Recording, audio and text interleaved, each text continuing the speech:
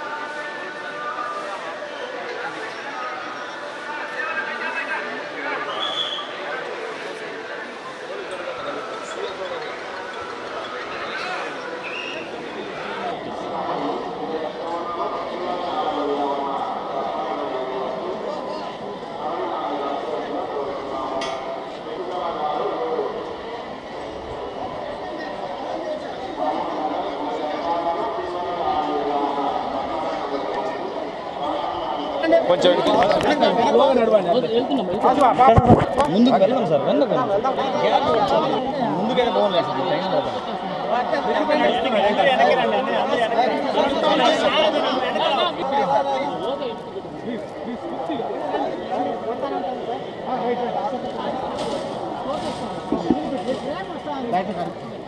పదండి.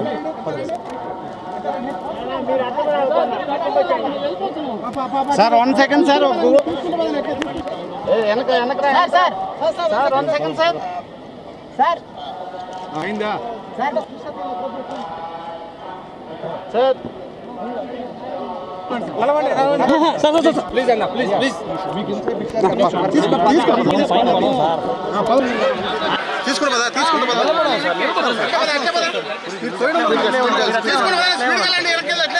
మీరు అలాగే ఉండండి.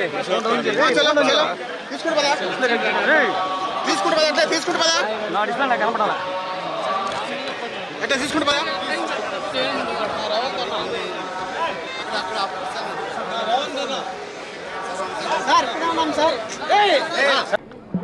స్వామివారి భక్తులందరికీ శుభాకాంక్షలు.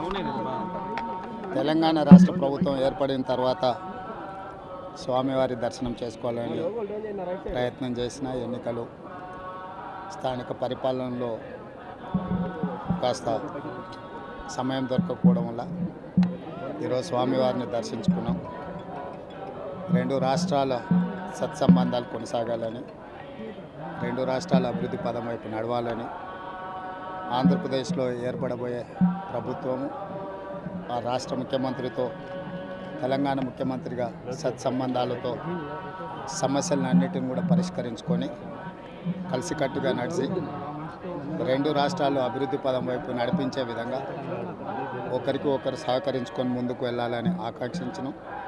అదేవిధంగా తెలంగాణ రాష్ట్ర ప్రభుత్వం తరఫున కొండ మీద ఒక సత్రం నిర్మాణము, కళ్యాణ మండపం నిర్మించి తెలంగాణ నుంచి వచ్చే భక్తులకే కాకుండా దేశం నలుమూలల నుంచి స్వామివారిని సందర్శించుకునే భక్తులందరికీ కూడా సౌకర్యాలు కల్పించడంలో తెలంగాణ రాష్ట్ర ప్రభుత్వాల ప్రక్రియ ముగిసిన తర్వాత తప్పకుండా తెలంగాణ రాష్ట్ర ప్రభుత్వం తరఫున సత్ర నిర్మాణానికి అవకాశం ఉంటే కళ్యాణ మండపం నిర్మించి స్వామివారి సేవ కొనసాగించాలని రాష్ట్ర ప్రభుత్వం భావిస్తుంది.